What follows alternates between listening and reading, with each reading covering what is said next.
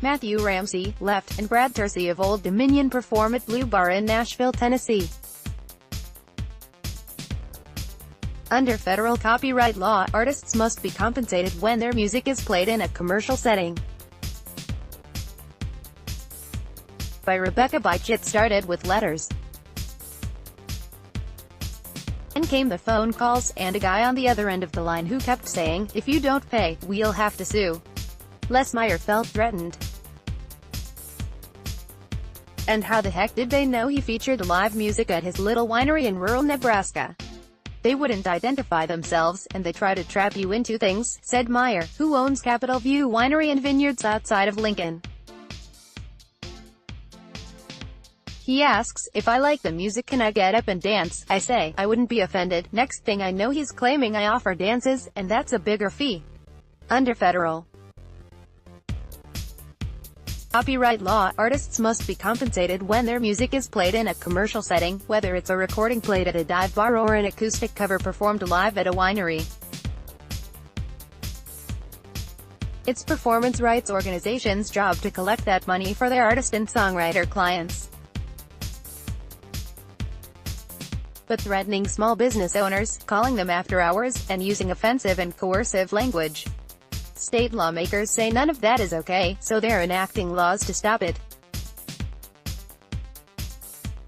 In addition to owning a winery, Meyer happens to be a lobbyist for the Nebraska Winery and Grape Growers Association, and this year he helped persuade state lawmakers to enact a law that levies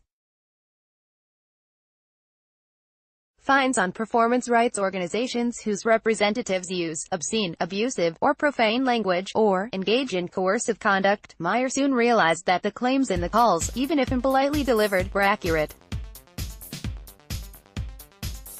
For a business of his size, year-long licenses can cost anywhere from $300 to $600 apiece. Fees for larger establishments can run thousands of dollars a year, and each of the four major U.S. companies that license the millions of songs copyrighted in the United States often demand payment. Oregon, Colorado, and Washington State have enacted similar laws in the past 2 years, allowing venue owners or the state attorney general to bring civil suits against a performing rights organization if its representatives violate the law.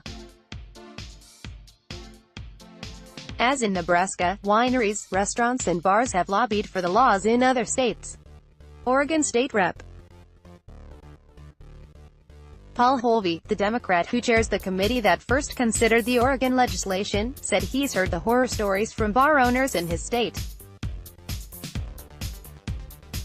He also sympathizes with performance rights groups that have a hard time collecting the money they are owed.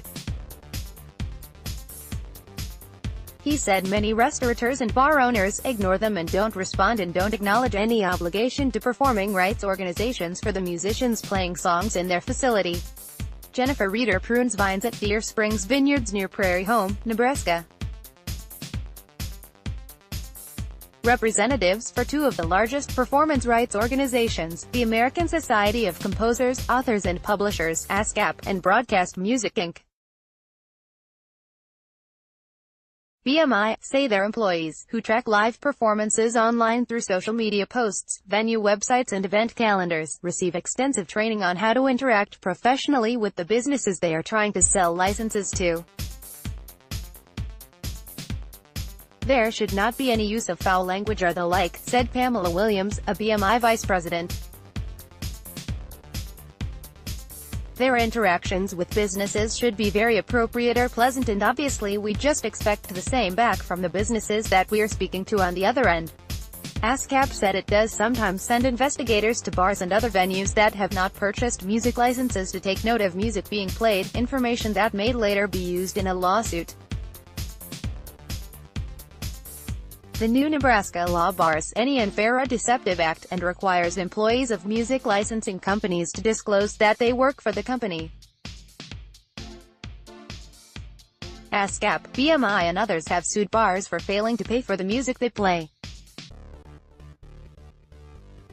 Tadpole's bar outside of Tampa, Florida, closed in 2015 after it couldn't absorb a $30,000 settlement with BMI. A federal judge in April ordered Valari's Lakeside, a New Jersey restaurant and bar, to pay more than $56,000 to BMI. BMI had tried to sell the bar a license for almost 4 years, at a cost of $6,500 a year, according to the most recent quote. Each company sells blanket licenses that cover every song it owns, but they also have searchable databases of the works they license so that business owners can pick and choose. BMI owns nearly 13 million songs and ASCAP more than 11.5 million. Restaurateurs and bar owners say they support musicians by giving them a place to play, while the licensing companies are just bullies. The companies argue that they are just getting musicians the money they deserve. BMI and ASCAP are non-profits and say they give 88% of the money collected back to musicians. "We are the smallest of small business owners," said John Johnson, ASCAP Senior Vice President of Licensing, referring to his company's clients. "Our songwriters are struggling to put food on their tables." BMI and ASCAP say they support the new laws because they reinforce federal law and remind venues that they must pay for licensing. Some musicians also support the laws because they don't want the venues where they earn the bulk of their money to decide that live music isn't worth the risk. Sean Cole, a Nebraska artist who performs throughout the Midwest, said he earns almost nothing in royalties on his music, zero. "I'll be lucky if I get a check for 12 cents this year," he said. Johnson said he doesn't want to shut down bars, but they have to pay their dues. "It's a cost of business like paying for any other thing. It's like bars and wineries having to pay for the napkins or salt on their table," he said. The music played that sets ambiance for that business is the property of one of our members. Stateline homepage. Sign up for exclusive state policy reporting and research. Download. Do you have information you want to share with HuffPost? Here's how.